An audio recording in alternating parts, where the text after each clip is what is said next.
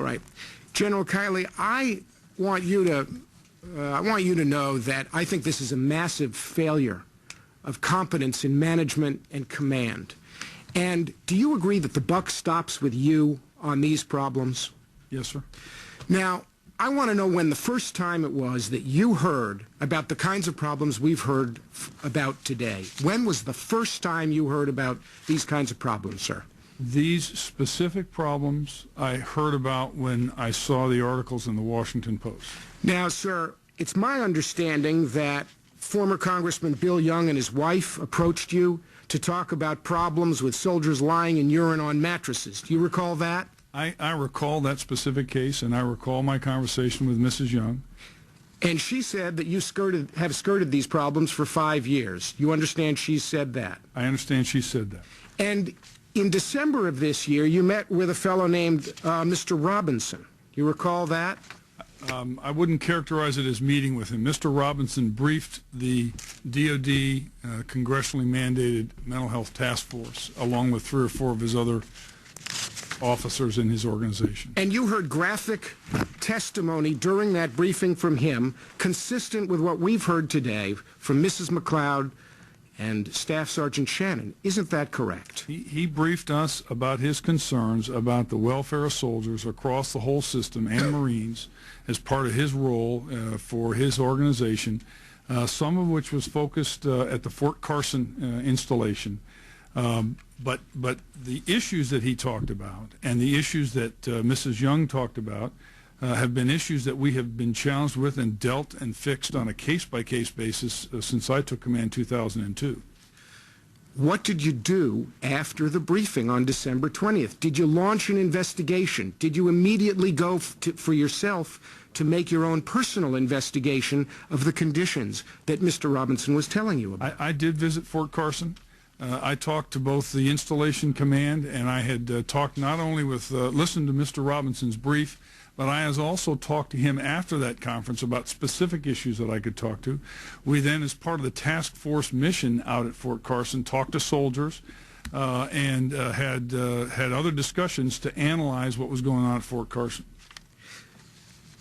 Is it still your testimony that it wasn't until the Washington Post published accounts that you knew of the failures that had occurred at Walter Reed?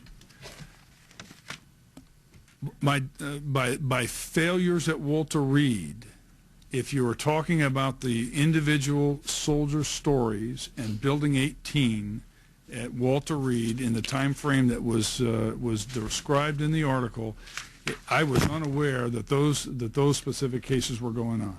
And nothing you had heard up till that point led you to question whether or not you were overseeing a system that was completely dysfunctional and wasn't serving the soldiers? Well, no, sir. I did not characterize my view of either Walter Reed, the North Atlantic, or my other regions as being dysfunctional. We've always had concerns that the large numbers of soldiers that we've had to manage across the installation create a challenge for the command. The deployment of soldiers, the redeployment of soldiers, the deployment of PROFIS fillers creates challenges for the commanders in terms of their own assets, some of a very short nature. We've had issues with the MEB and PEB process. We continue to work those solutions. And so that's why when you were asked about the Post reports, you essentially said that it's not a system-wide problem. Our healthcare system is treating our soldiers well. It was, well, I think our healthcare system, in terms of the delivery of medicine across U.S. Army Medical Command and here at Walter Reed, is outstanding.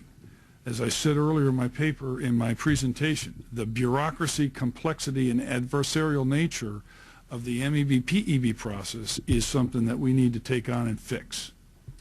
Sir, if we find, if this congressman finds that your failure to acknowledge earlier the problems that have existed are a serious problem, how then can we take what you say about your proposed fixes, and how do we know that that's going to happen?